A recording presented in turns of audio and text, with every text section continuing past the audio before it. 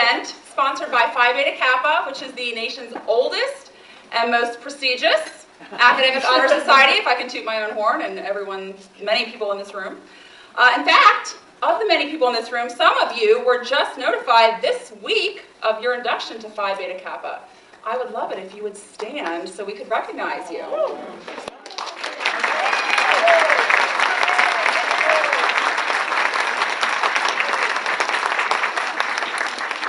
Congratulations.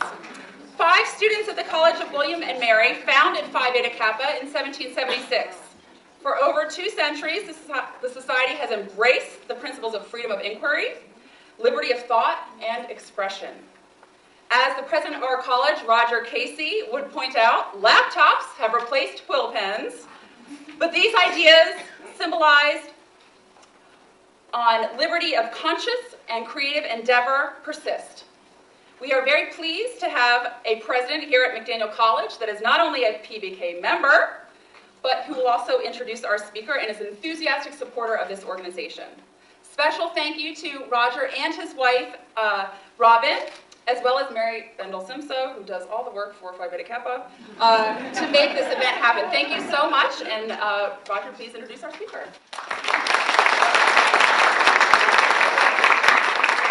Colleague Sarah Rayleigh, in case you were wondering. It's a great pleasure to welcome you here tonight, and I would be remiss if I didn't have the chance here to both recognize and politely embarrass my colleague in honor of his birthday, Ethan Seidel. Happy birthday to you today.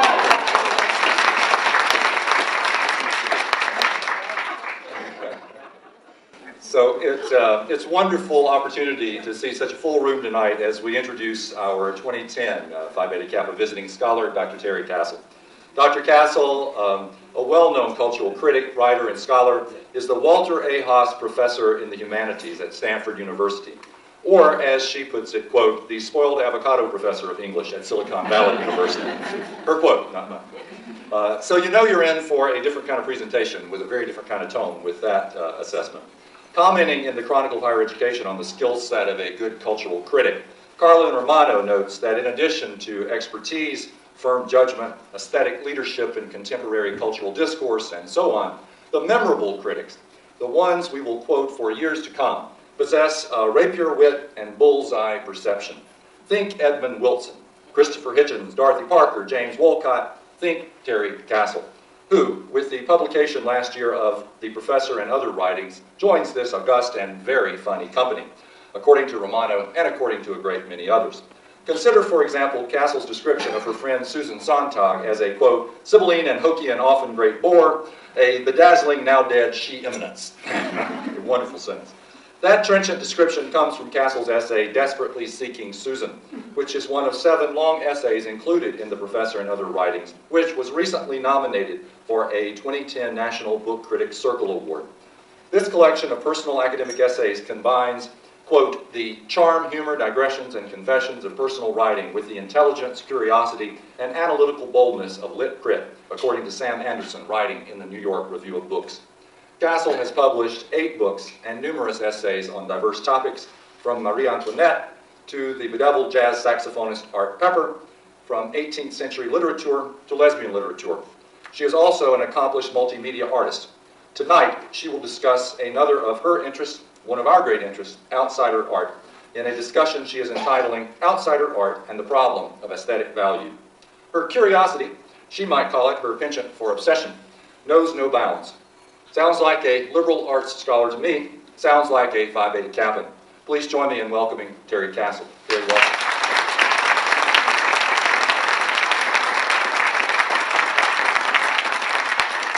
Thank you so much. I'm now completely terrified. I've been talking to people about outsider art, and most people I seem to meet don't know what it is or not very familiar with the term. But here it's like we have the great eminences in the field, and so I have that on top of living up to the expectations here. I actually did change the title a little bit to, as you can see, here's a problem for you, outsider art. Let me just back up 1 second and say thank you very, very much to all the Phi Beta Kappa individuals who are here and have helped make this occasion possible, and thank all of you on the faculty and President's Office who have given me such an incredible welcome. So far, this is the best one. You're rocking.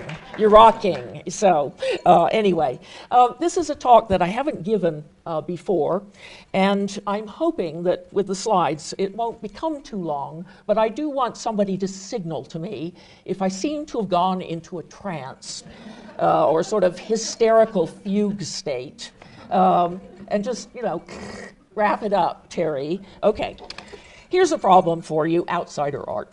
I've titled my talk a bit oddly, I confess, oddly at least for a scholarly and collegiate setting like this one, but I do so in order to suggest that this talk will not be an academic one, strictly speaking, or one in the conventional sense. This talk will be more by way of a conversational foray, a way of talking about one of my current life obsessions, so-called outsider art, and the curious concatenation of thoughts, emotions, pleasures, and disquiets it raises in me.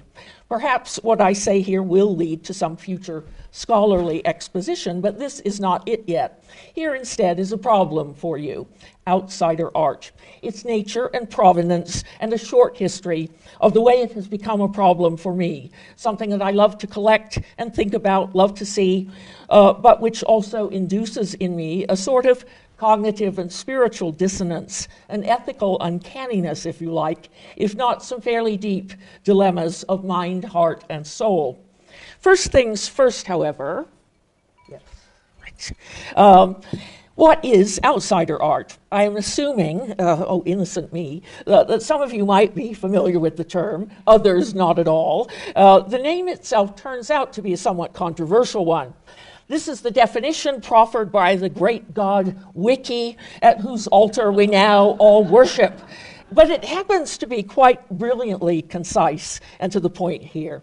The term outsider art, coined by the art critic Roger Cardinal, 1972, as an English synonym for art brew, raw art or rough art, a label created by the French artist Jean Dubuffet, modernist artist, to describe an art created outside the boundaries of official culture.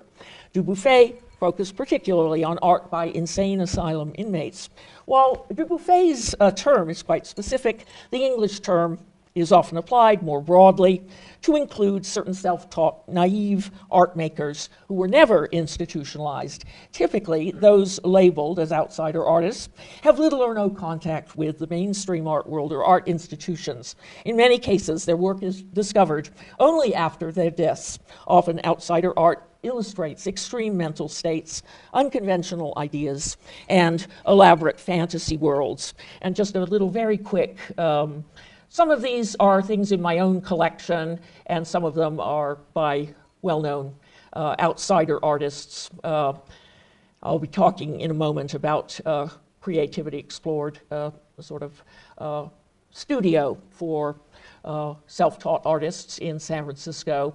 So I just got a whole bunch of real mishmash of things. This is not one of mine. This is by a quite now well-known wood carving artist, S.L. Jones. These are from my little collection. This one is a piece of ceramic, sort of like a hot plate thing or a trivet. This is one that as soon as I saw it, I could never forget it. Ernest Sosa is one of the San Francisco Creativity Explored artists. Jimmy Miles, come back to him in a minute. There's another one of his. Lance Rivers does these always architectural or sort of infrastructure pictures of a very detailed kind, but always in that sort of beautiful monochrome. And this is an altered photograph that I have taken actually very near where I live in San Francisco in the Mission. And it had a layer of plastic put over a photograph and then markers and whiteout and stuff.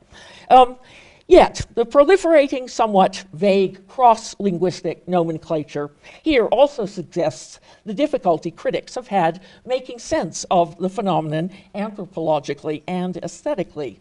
Thus, art through raw art, naive art, the art of the self-taught, of the untrained, art by those outside the mainstream art world, the art of the institutionalized, likewise, confusingly, art by some of the non-institutionalized, a group one might call the non-institutionalized, but nonetheless very strange. The wiki authors seem to be thinking here, among others, of Henry Darger. Some of you may be familiar with his work. The obsessive, reclusive, quasi-pedophiliac Chicago hospital janitor and bona fide outsider genius who died in 1974, leaving behind hundreds of extraordinary scrolls of artwork, exquisitely painted and collaged and traced, depicting an apocalyptic conflict, Homeric in scope, between the Vivian girls, heroic little girls, often shown naked, sometimes with these curly horns, and with tiny penises. Their war against evil male marauders on horseback, known as the Glendalians. To this panoply of possible terms, one might add, in turn, others: visionary or intuitive art, art from the margins, unofficial art, and so on. Several long-established broad art historical labels, folk art, vernacular art, popular art, would likewise seem to have some relevance to the topic. Yet, despite this cluster of interrelated terms, I have to say that myself, I think the modernist painter Dubuffet, originator of the Art Brut label, had the conceptual emphasis mainly right, that outsider art is best defined as art produced by those who, if not officially classed as insane or institutionalized, are in some way mentally or socially estranged from, well, the rest of us. Yes, to speak colloquially and empirically here, I mean those people politely known as having psychological deficits: the crazy, the unhinged, the non-compos mentis, the mad. A definition that excludes the element of mental alienation fails to get at something central and embarrassing, I would venture, in the phenomenon. Thus, the term folk art is not, in my view, a particularly accurate translation of outsider art, precisely because so much of the material conventionally described and marketed as folk art, shaker furniture, pewter milk jugs, hand-stitched quilts, early American weather vanes, and the like, was made by apparently rational beings, fully integrated into their usually settled and rural communities. However imaginatively or artistically produced, such artifacts originally usually serve some homely practical function. The typical folk art object is made with some utilitarian purpose in mind. By way of example, consider the celebrated case of the women of Gee's Bend, revered members of a small African-American township in Alabama, who across the 20th century and over several generations developed a kind of brilliant geometric, intensely chromatic style of quilt making. Their exquisite creations have been compared justifiably with hard-edge paintings by Malevich, Mondrian, Sol-LeWitt, and other 20th century modernist icons. Museum curators have exhibited them and produced scholarly tomes about them. And at this point, a host of sophisticated, well-heeled, ineffably bourgeois collectors and cognoscenti have cornered the market on the objects themselves, resulting in skyrocketing prices for the most daring and beautiful examples. But despite their lack, in some cases, of formal education, the Gee's Bend quilters are not themselves, obviously, an alienated, isolated, or mentally unsound crew of ladies. On the contrary, for all their quasi-high modernist chic, their tradition is a calm and collective and communicative one, nurturing, almost grandmotherly, reassuringly sane. To put it another way, the term folk art conveys an idea of polish, clarity, and finished smoothness, a kind of neatness and respectability, aesthetically foreign, I would argue, to the outsider mode. They lack entirely those unnerving intimations of entropy and menace and disaster, of failed psychic hygiene, metaphysical anxiety, and often disquieting fanaticism present in so many outsider images and artifacts. Other labels displease me for similar reasons. When applied to outsider figures like Darger, politically correct descriptors, such as self-taught or untrained, seem at once too fast and loose and more than a little euphemistic and sentimental. Fast and loose because they risk opening up a potential canon of outsider art somewhat comically to artistically unschooled violon d'ingres types like D.H. Lawrence, Arnold Schoenberg, Winston Churchill, and Prince Charles, all talented amateur painters, to be sure, but not exactly what you would call marginal or psychically alienated figures.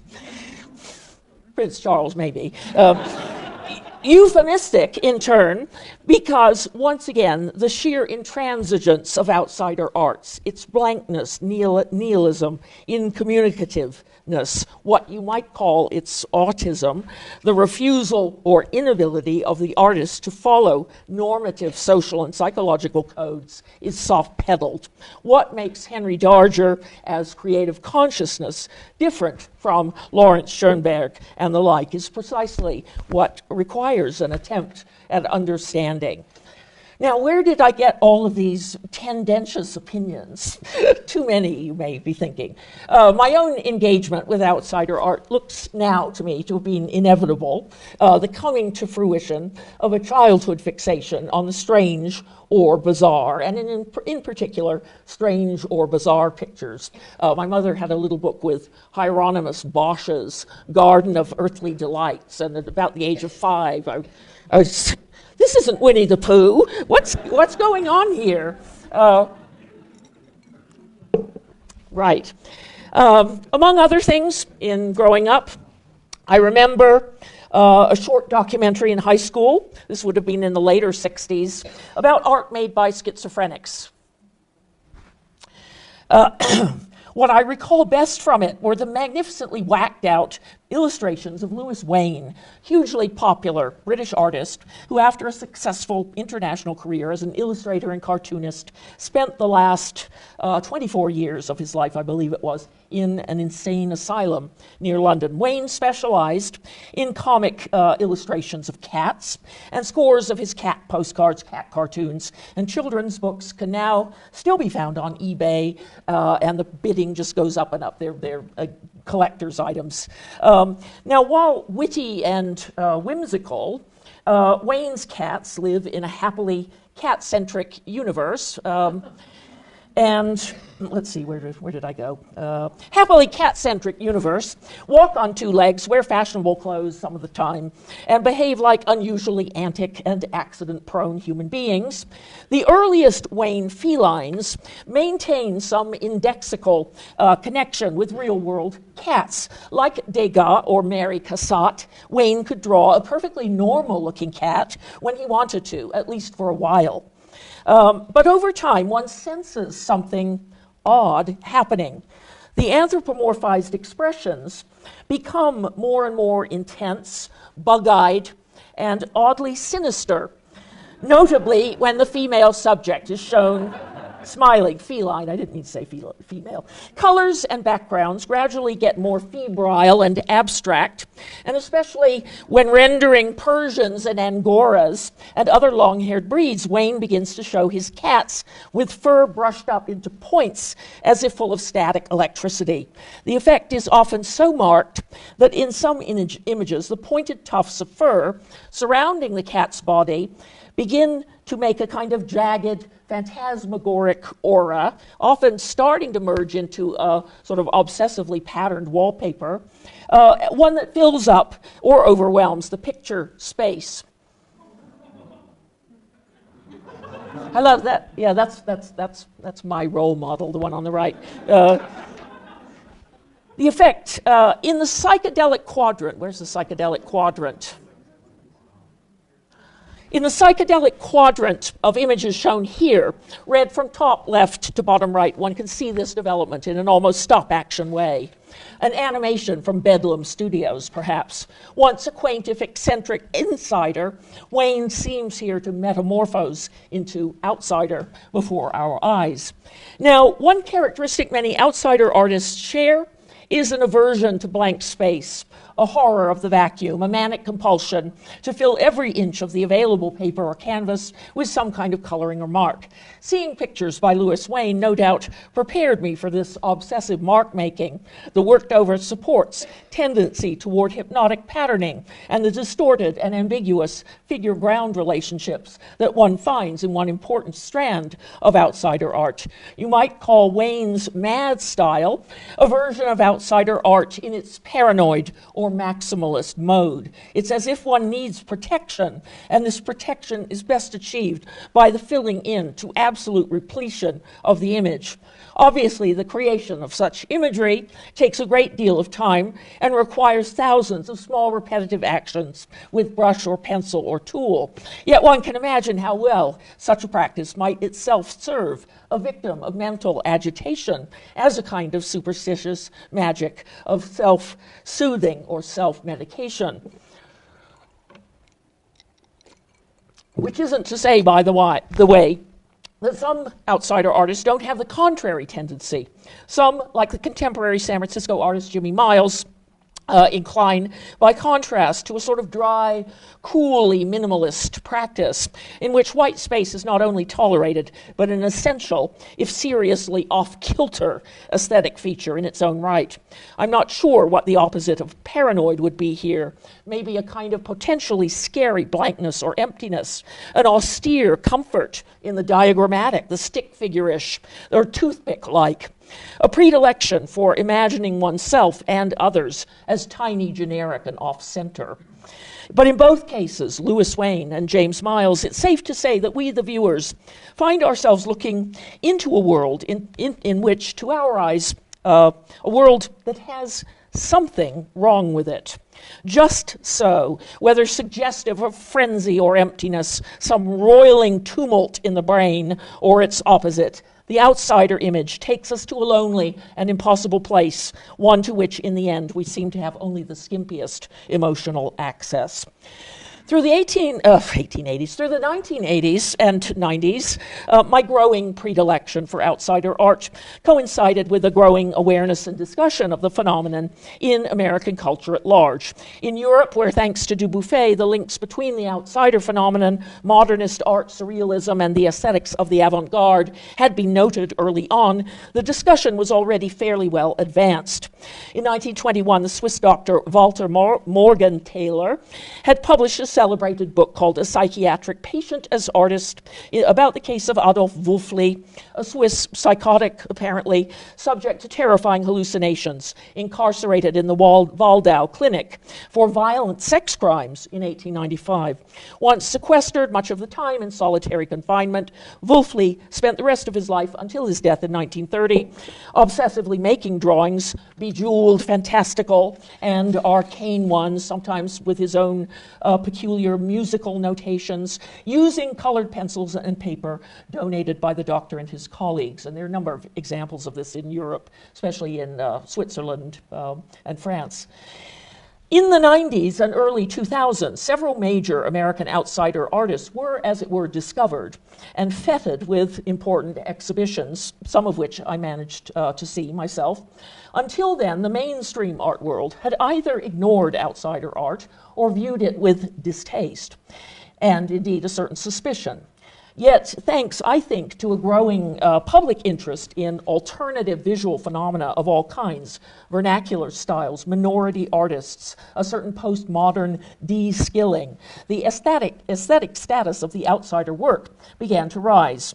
Exhibitions of outsider art took place, remarkably enough, with increasing frequency in major museums and galleries. Dealers sprang up to capitalize on the new popular interest. The New York Outsider Art Fair, an annual event, began in 1993.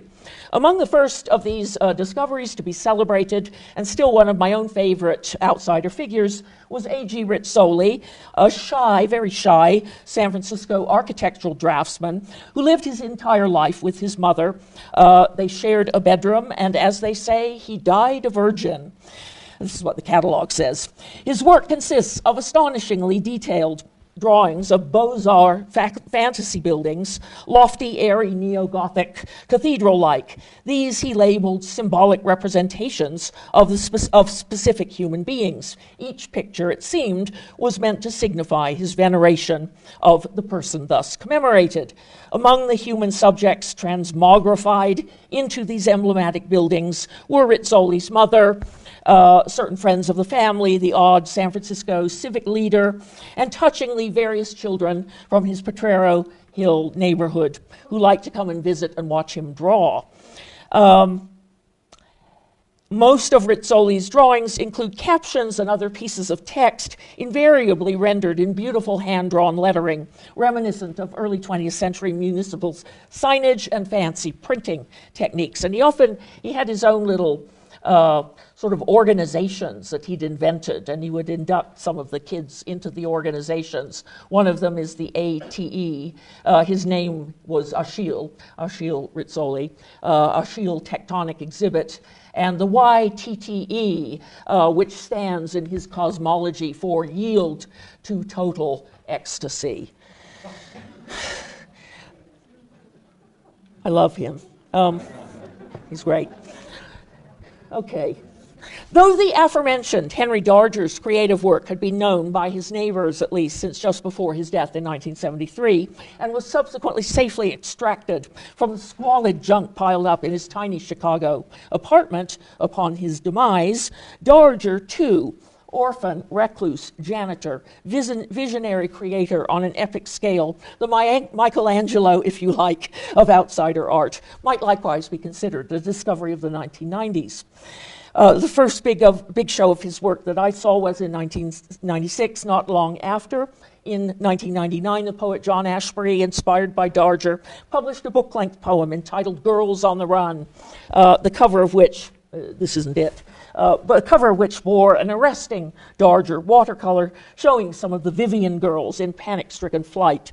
The literariness and epic virtual world quality in Darger's work, effects intensified by his use of tracings and collage, hand-scrawled text and comic strip elements, made him particularly fascinating to writers, I think. Darger himself might be called an outsider writer as well as an outsider artist. Along with the long, panoramic, double-sided scrolls depicting the Vivian girls' struggle against the barbaric Glendillians, Darger also left behind almost 20,000 pages of autobiographical writing and narrative texts relating to the melodramatic incidents he had illustrated. Some of this material has subsequently been gathered together under the title In the Realms of the Unreal, the name also given to an absorbing documentary made about Darger in 2005. It must be acknowledged that the now global recognition Darger's work has received, he has just been made the subject of a massive and elegant catalogue raisonné published by the Museum of Modern Art, has no doubt to do with his work's noirish mixture of extraordinary artistic delicacy with creepy subject matter, visual loveliness with grisly scenes of violence and perversion. Once seen, his pale, shockingly uncensored pictures are never forgotten. He was clearly fixated on macabre themes involving girl children. Witness the multiple gory images in his oeuvre depicting mutilation, evisceration, fires and explosions and executions, and in particular death by strangulation or throttling, the punishment of choice visited on the rebellious Vivian girls by their brutal male persecutors. In a recent essay about Darger, one critic has suggested fairly chillingly that had Darger not channeled these sadistic fantasies into art, he might have been one of the most prolific serial killers in history, no doubt with a particular relish for child murder. One feels slightly effete pointing it out, especially amid such putative pathology, that Darger, like William Blake, is also one of the most subtle and enchanting colorists in the history of figurative art. Even his most horrific images are rendered indeed with such delicate refinement of hue and color and gradation. One feels ashamed even to notice it, but one does. Over the past 10 or 15 years, other outsider artists have been likewise canonized. Bill Traylor, one of the most compelling of the African-American outsider artists, Lee Godey, Nellie Mae Rowe, Edgar Tolson, Lee Godey, there she is, a Chicago bag lady and street person who painted and made weird, altered portraits of herself using the photo booth cameras found in train and subway stations. James Castle, no relation to me that I know of, a severely retarded deaf-mute man from Idaho whose large rural family cared for him his whole life. He lived in a trailer on their farm, and who before his death in 1977 made thousands of drawings books and small sculptures using scrap paper, cardboard, and string, and a mixture of soot and saliva for ink. Some kind of critical milestone was reached. There we go. In turn, 3 or 4 years ago, with the rediscovery of Martin Ramirez, an indigent Mexican laborer who came to California for work in 1925 and ended up in a succession of psychiatric hospitals, including the DeWitt State Hospital near Sacramento for more than 30 years. Despite Ramirez's frightening diagnosis, catatonic schizophrenia, after a certain point, he seems never to have spoken again or responded to language. After a certain point, he drew constantly, producing large hypnotic images on brown paper bags or donated rolls of examining table paper of the type you see in doctors' offices. His characteristic subjects include arid-looking Mexican landscapes and hills, often with train tunnels running through them, horseback riders, deer and Madonnas, sort of virgin figures. The critical milestone to which I refer was a breathtaking review in the 2007 retrospective of his work at the American Museum of Folk Art, in which Roberta Smith, the longtime senior art critic at the New York Times, declared Ramirez quite simply one of the greatest artists of the 20th century. She writes, Ramirez had an indelible style built on a supreme sense of economy and shot through with a mix of sly humor and sunny optimism that coats deeper, darker feelings. He had his own way with materials and color, buoyed by an unerring sensitivity to the power of blank paper and a cast of unforgettable characters, including mounted caballeros, levitating Madonnas, and deer and dogs on high alert. But most of all, Ramirez had his own brand of pictorial space. I don't know what's happened to these. Anyway, which he regulated. Let me see if I can find one that shows this. Which he regulated with rhythmic systems of parallel lines, curved and straight. He played spatial illusion as if it were an accordion, expanding and contracting in a mesmerizing play of stasis and movement.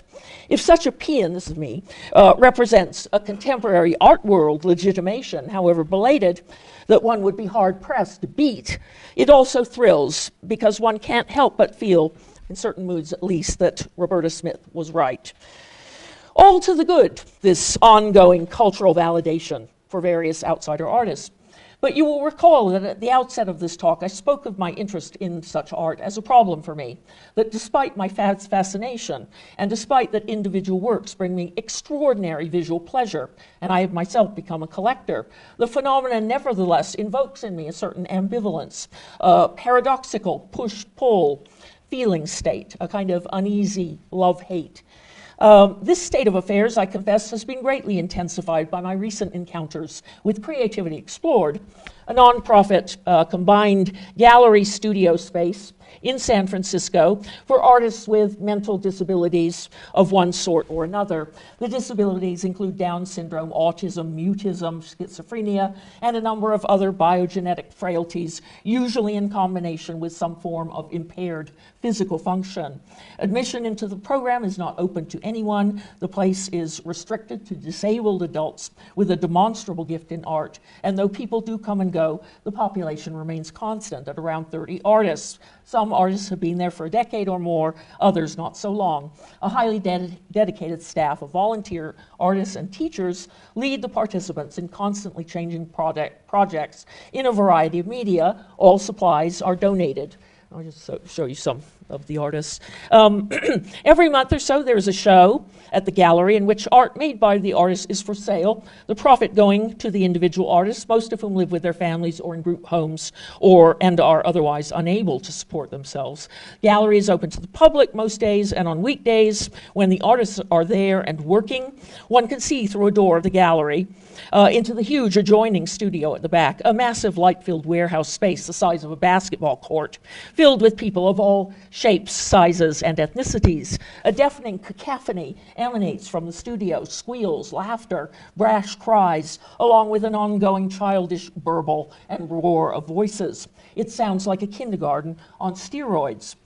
During the Christmas show and other fundraising events, one can go into the studio oneself and rifle through the great bins of recently created art, all the things spread out over work tables, thumbtacked onto the wall, all for sale. Prices for individual work depend mainly on size and range from $5 to around $150 to $200. I have been known to emerge from such events carrying off armloads of stuff. I spell out the layout and economics of the place, in part because part of my unease has to do with my experience of collecting. I first visited the studio during one of the Christmas fairs, an experience I can only compare with Aladdin opening the door to the cave. Now, I should note that despite having no formal training or any traditional skills such as draftsmanship, I make art myself, usually collage, either the old-fashioned cut paper kind or digital. As someone who struggles mostly haplessly to create something of at least passing value, I was staggered by the freedom, joy, profusion, and utter fearlessness of the works I saw. The gigantic airy space was itself part of the effect. Awash in color and excitement, it was like entering a liberating dream. I wanted to go home and drag out all my glue and paper scraps and start collaging, so to speak, like mad. And yet, to use words like fearlessness, however, is to assume a kind of normative psychology, if not an outright intentionality, that may not be, in fact, relevant to the artists themselves. In a terrific recent book, looking at outsider art, Lyle Rexer has commented on the fact that most outsider artists, and especially the most compulsive and mentally isolated, seem to feel little connection with the work after it is produced. There is little sense of possession of that "look what I made" feeling of having an oeuvre or adding to one's personal storehouse of completed projects. The process of creation itself is the be-all and end-all, the product of virtually no account. One might attribute this lack of authorial investment to the fact that, for whatever reason, many outsider artists seem to have no deeply internalized sense of an audience, and some have none at all. Thus, the work that looks fearless to me is nothing of the sort. It is not so much that the artist has triumphed over some inhibition or hesitation prompted by the thought of someone later judging the work. The work looks the way it does, releases its astonishingly profligate energy and life precisely because the artist arguably either does not recognize or understand the idea of being judged, and sometimes indeed the concept of judgment itself. There is simply no one there to fear. For many outsider artists, the catatonic Martin Ramirez, say, would be a compelling case. The making of the artwork would seem, in fact, to be utterly unmediated by social relationships or the neuroses that result therefrom, which is another way of saying that the outsider work is not a statement addressed to a viewer. It is not rhetorical, nor meant as communication. It is not produced to impress or charm. Paradoxically enough, this incommunicativeness can register as such with a viewer even when the artist uses language as a primary part of his or her creative process. One of the creativity explored artists I have collected is John Patrick Mackenzie, whose pictures are from one angle repetitious in the extreme. Mackenzie takes any surface he can, often white foam core, and prints a stream of words across it using a black marker.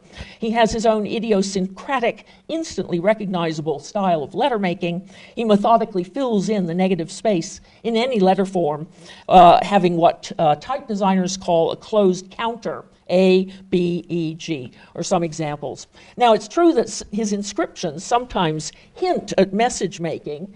Well, that one's gone.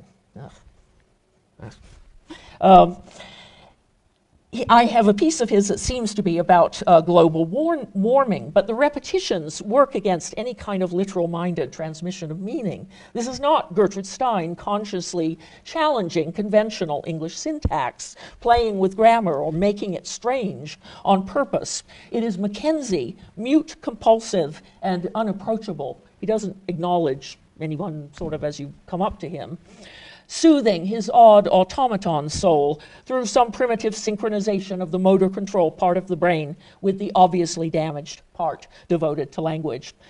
This apparent lack of rhetorical intent, the premium instead falls on compulsive productivity, as if one had to keep drawing or writing or splashing paint in the moment, or else one would fall off some kind of psychic ledge, means that the work of the individual outsider artist does not usually show any artistic development over time, or exhibit very often any recognition on the part of the artist that some of his or her creations might be better than others. One of the pleasures I have taken in outsider art, in fact, has been developing my own sorting practice, a kind of impromptu rogue connoisseurship honed by my interest in contemporary art. By which I separate the things I find good from the things I think are bad. It is surprising still how much we automatically associate aesthetic power and beauty with marketing, and how much something costs. In the case of outsider art, one is typically confronted by a pile of similar works, all marked at the same low price, say $10, and it is up to the collector with his or her magical questing eye to extract the jewel from the dross. I confess that my own greatest collecting moments occur when I uncover what I call an accidental masterpiece, an outsider work, which in a way obviously unintended by the artist, reminds me of the work of some much sought-after, highly prized contemporary or major modern artist. Thus, I have become adept, in my own mind at least, of landing on accidental Rauschenbergs, accidental Cy Twomblys, accidental Philip Gustons, Jackson Pollock's, Richard Tuttle's, Basquiat's. At such moments, one feels one has not only gotten something compelling, but one has also somehow exposed the artificially inflated prices of the official art world, the whole pretentious and absurd economy of top-tier dealers, curators, biennials, and collectors. How valuable can an Eva Hesse or Richard Tuttle construction be if the outsider artist James Castle accidentally managed to do something quite similar using cast-off bits of cardboard and string in a trailer in Idaho. And yes, I admit it, I enjoy a perverse feeling of triumph when art-savvy friends say, "Oh, whose work is that?" expecting me to name at least some very, very minor but mainstream figure. It always seems to me that I'm getting away with something, that the piece I've cannily, if not slyly, picked out is in fact a steal. As well it may be, for at the very same time, the outsider artist's lack of possessiveness, his or her seeming lack of interest in the economic fate of any given piece. And once in these bins in the studio, the outsider work often seems never not to belong to anybody. This imparts its ethical dilemmas. Even if one has paid for a piece, as I have discovered, I'll come back to this one in a minute. Right, that's the one I want. Even if one has paid a price for a piece, as I myself have discovered in moments of self-critical chagrin, one is less likely to feel an obligation to credit the creator of the piece for his or her effort. I am embarrassed, feel guilty in fact, to admit that in various collages I've made, I've sometimes incorporated little digitally scanned bits and pieces of some of the outsider works in my collection to serve as background or Photoshop layer to be blended with others. Am I engaging in a sort of artistic larceny by such appropriation? Any more so than I would be were I using, for example, a clipping from a magazine or a sales brochure or newspaper. And on the right are some of my versions of the bust on the left. This is rarely I confess, why do I feel somehow exempt from such due diligence when it comes to borrowing elements from the outsider art I collect. I confess I'm cagey about it. I tend to use only small, abstract swatches and not blatantly representational, figurative samples. Rarely I do borrow face or figure, and here's one that I've used several times, magnificent woman's face, carved and painted. But I would be loath to put this image forward as one of mine, and certainly not in any official realm, because the head remains the main element and appears almost unchanged. And yet when I feel I have disguised the head enough, made it so only I can can surmise the element I began with, then that somehow seems to make the appropriation all right. I start to think I can get away with it, and maybe I can. Now, am I running past the time I should? I have a little bit more inflammatory, if anybody wants to throw tomatoes. Okay, all right. Okay. Perhaps my moral quandaries will become moot soon enough. For the popular and critical recognition accruing to outsider art over the past decade or two has meant that just like every other new, attractive, and intriguing cultural product one might name, outsider art has been commercialized, and not just by suddenly rapacious dealers. A large and intricate Rizzoli drawing can now cost as much as $200,000, and Darger's works have long been far beyond the reach of the ordinary collector. One would now be competing with museum directors and the edgier sort of hedge fund manager or Silicon Valley CEO. Creativity Explored, though nonprofit, has begun a process of licensing work by its artists to companies so as to increase sales and, one imagines, to create a larger audience for outsider art and bring it into a kind of economic parity with the rest of the art market. The most recent foray is an arrangement with the urban design retailer CB2, a subsidiary of Crate and Barrel, now offering its customers pillows, rugs, and other decorative items imprinted with designs by Creativity Explored artists. I suppose this is a good development, though one wonders exactly how much such marketing now benefits the individual artists, and indeed if other parties, starting with the Creativity Explored Board of Trustees and the organization's full-time employees, do not now have a somewhat dubious stake in this money-making venture. The authors of the website are vague on the subject of income derived from such corporate tie-ins and appear oblivious to the possibility that the Creativity Explored artists or their families might be vulnerable to exploitation by their corporate handlers. Okay, oops. Though perhaps I romanticize the situation in a way condescending to the artists, I can't help but feel perhaps that a certain innocence has been lost, even if the outsider artist won't or cannot attach a commodity value to his or her work. It seems that more and more people are willing to do just that on his or her behalf. The situation is such that you now encounter artists who have begun to market themselves as outsider artists. But can you really be an outsider artist if you know what an outsider artist is, and that there is potentially money to be made from it? It annoys me to no end to think of artists who may simply be untrained, clumsy, inept, capitalizing quite consciously on the sudden chic of the outsider, and a lot of the work, despite or because of the calculation that may be involved, seems bogus to me. But why? Such questions bring me to some final remarks on my outsider art problem. There is a short and wonderful poem called Outsider Art in The Best of It, a collection of poetry by Kay Ryan. Ryan was the Poet Laureate of the United States in, I think it was 2008 or 9, and one of our very greatest living poets. And you have it up there. Most of it's too dreary. I won't read it all to you.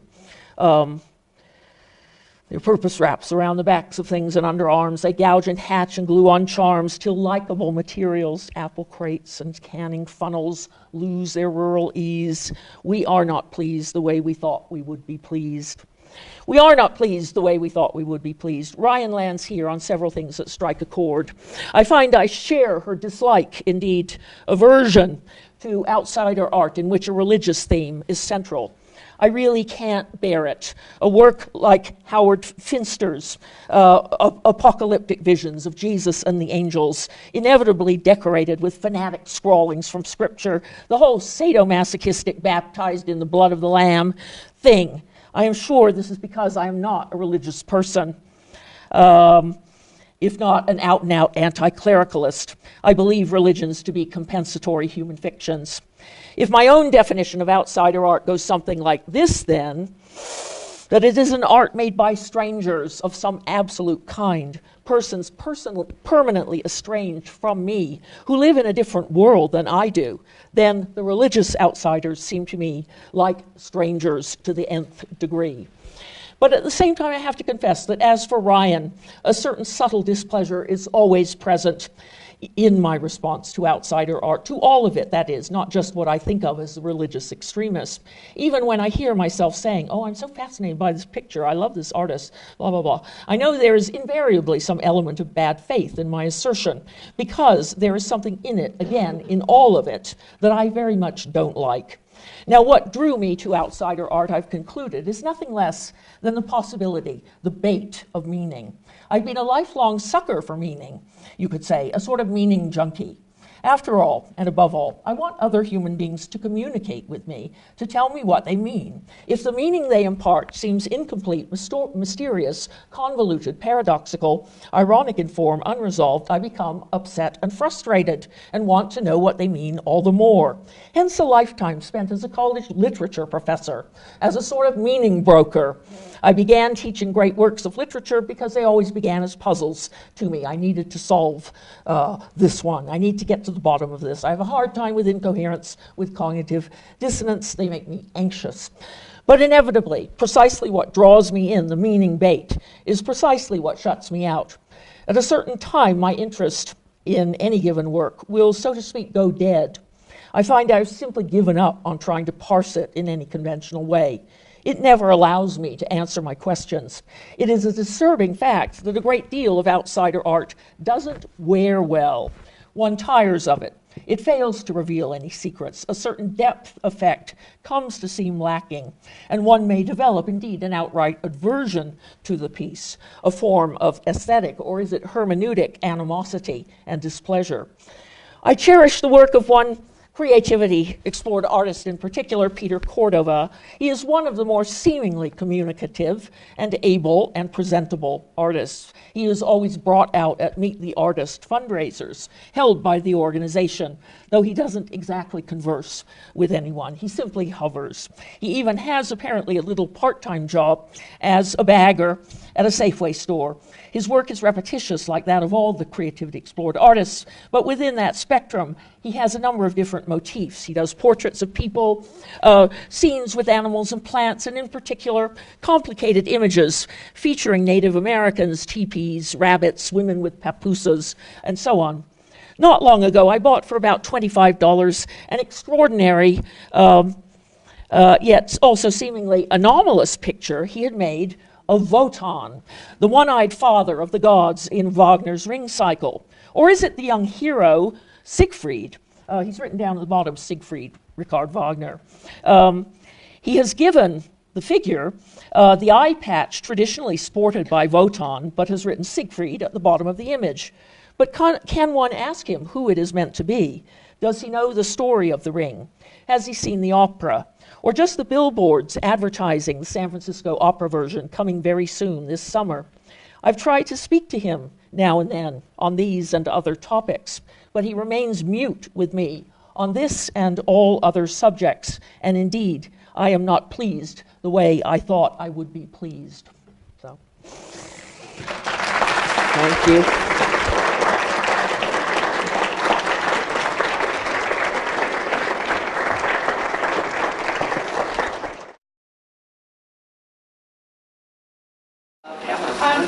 You talk about the sort of inevitable uneasiness that you have, and that it doesn't wear well because you're looking for what it means. Am I? Yeah, there's always ultimately a kind of blockage, an impasse. You get to an impasse with the piece, and then it goes flat, often. Do you think everyone is that same sort of interaction in terms of looking? Probably not. Probably not. I'm a sort of vile person, and so no, I don't know how to explain it. These are just subjective reactions that I have because I keep on looking at the things and subscribing to the magazines and going to the shows, and every new gigantic catalog of Henry Darger comes out. Must rush to the store and get it.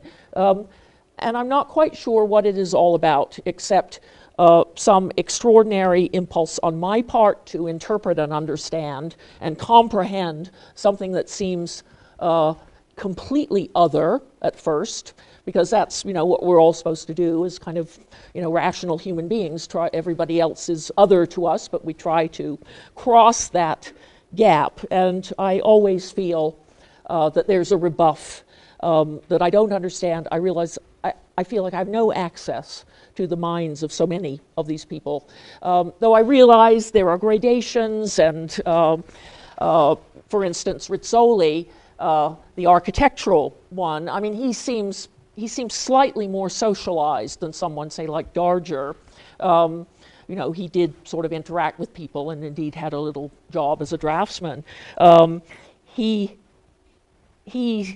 I think I like him because there's something sort of jazzy and fun about his expertise as a draftsman that I like. And he seems, however, minimally connected to a social context, at least partially. He was very Catholic, and he and his mother, a lot of things have little rosaries and things in them.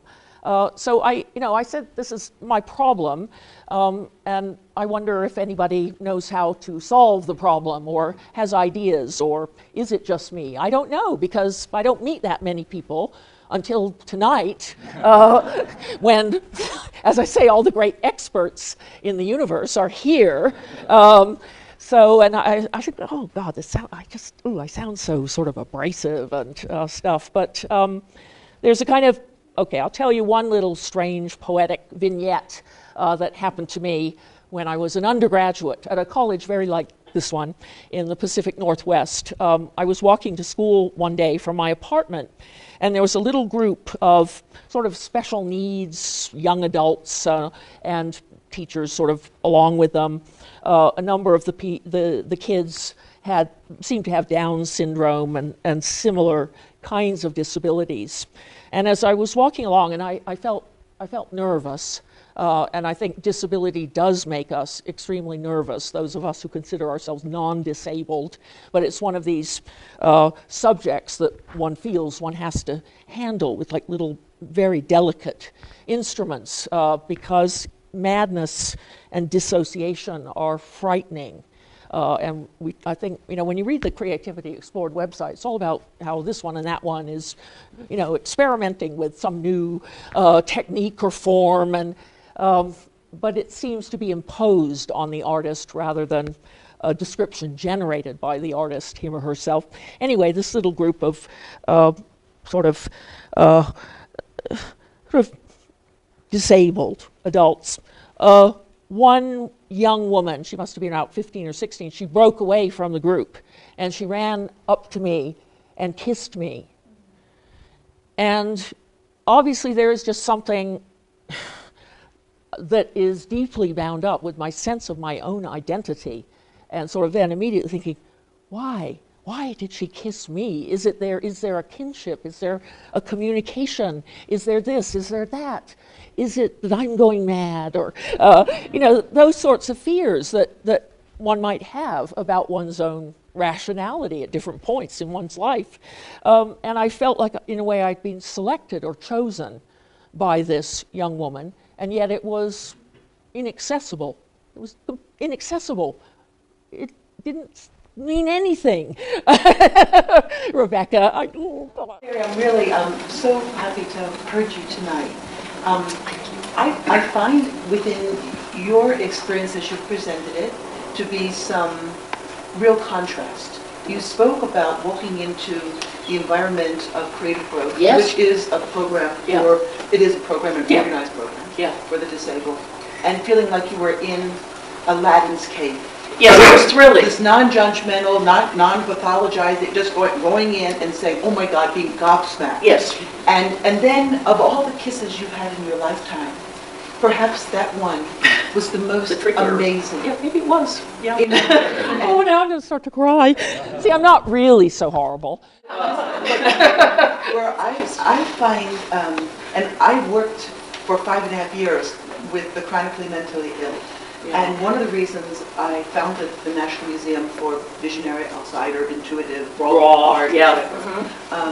Was because I wanted so much to get away from all labels. Yes. You say you talk about being a junkie for Meaning junkie. and so, you know, you criticize this man because you couldn't get him to kind of rectify how he could say Siegfried because it was the one. Well, I know, yes, it's my problem, But not in his. one way, he probably, through his way of expressing himself, said so much about a Yeah. subject that Yeah. few would ever say with such profundity, you know. Yes. Such, No, it was like, I saw it, and I couldn't believe it was sitting there, that nobody else hadn't taken it away. I was just, what I'm thinking is, you know, the old Danny Kaye song from when we were little, inchworm, measuring the marigold, but never stopping to look and see how beautiful they are.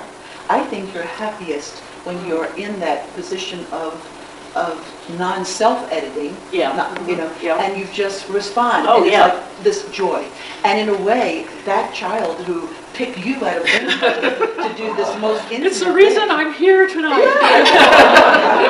And all I can say is I wish you more abandon to that moment of suspending and distancing yourself Right. through suspending. Yeah. Through No, I am totally down with what you're saying, Rebecca. Totally down with it. You know, I say that I went into this space and it was unbelievable, but I had to get over my fear of going in there because I realized, want to see people in wheelchairs and people sort of obviously misshapen in different ways and sort of wearing leg braces and indeed not acknowledging anybody in the room. I find that frightening and upsetting. And so it was sort of a big deal for me to go the first time. Someone said, oh, you got to go to this place, Creativity Sports, so fabulous. And I thought, ooh, I don't think I want to do that.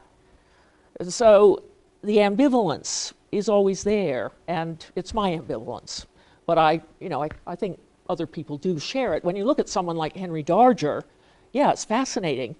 And you can get very caught up in his horrible pictures and his horrible writing. And then you think, well, who am I looking at this and why and what? And this kind of art by the mad seems to me to produce intractable kind of emotional conflicts and intellectual conflicts in me, at least. So. Jerry, I think that mental health is a spectrum in which Of course it is. we all participate. Yes, of course it is. And Yeah. so, you know, in a way, it's not these neat little lines. I know. And sometimes people who look really good and play really good tennis and went to the right schools, and they even belong to Phi Beta Kappa. They're the worst. They I'm telling Kathy, they are the worst. may indeed be more toxic to the people around them Yes, of than course. some people Of course. who are Yes. shapen or Yes. Well, then you go there, and there's also this gentleness, and the teachers. I mean, you're so touched by all the people who are working there. and a kiss you never forgot. Yeah. Anyway, so yes, sir. I noticed you said you would change the name of your lecture to Here's a Problem for You, Outsider Art, rather than Outsider Art and Problem with Aesthetic Value.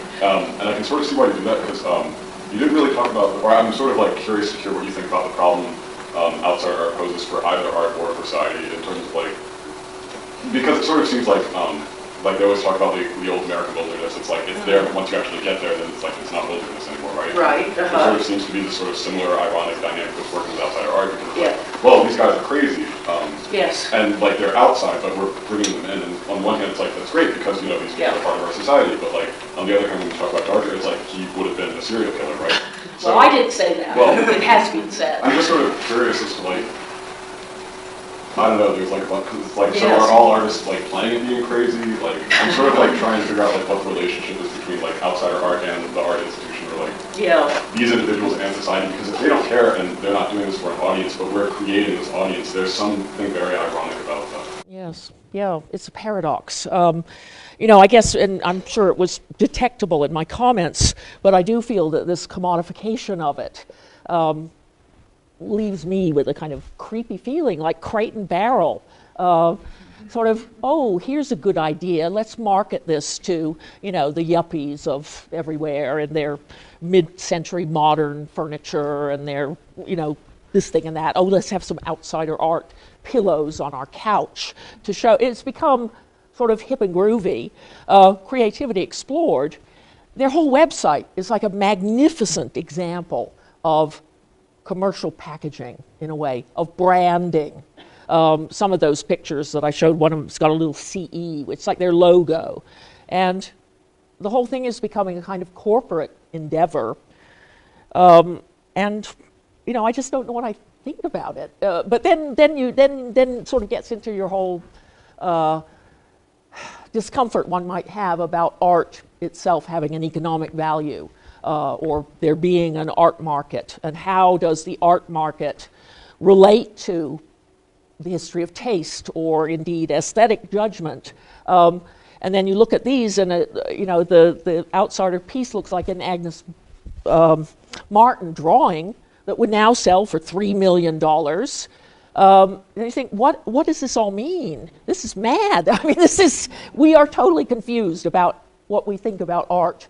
We're totally confused about how you put value on an artifact of this kind that doesn't necessarily have a utilitarian purpose, but you think it's beautiful.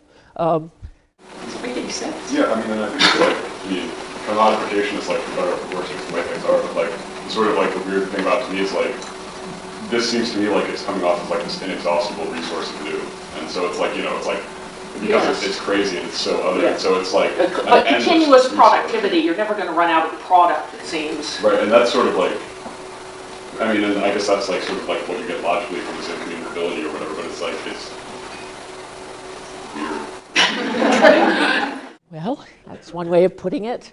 I mean, I guess, one thing that I dread, but it's going to happen up to this point, has been like pardon me, Rebecca and everybody, but a kind of geeky kind of thing to be interested in. Even the artists were not interested in it. And now there's several magazines, and there's this one, Raw Vision. One little point, I meant to make it at some point, but I didn't. But I think sometimes these works suffer as works of art in reproduction because they do not reproduce well. And so you have only recently had these expensive book productions with good reproductions, suggesting that there now is some kind of legitimation of it in the sort of art economy. And I just know the next thing that's going to happen is all of the academics are going to come rushing in. Outsider art. I am going to be talking about outsider art in terms of the hermeneutics of Judith Butler and this thing and that thing. Heidegger and Nietzsche, all be thrown in together. And it's going to be horrible when that happens. I mean, but this happens to everything. Everything gets packaged, and then the really boring people come in and start writing things about stuff. So I better stop while I'm still standing.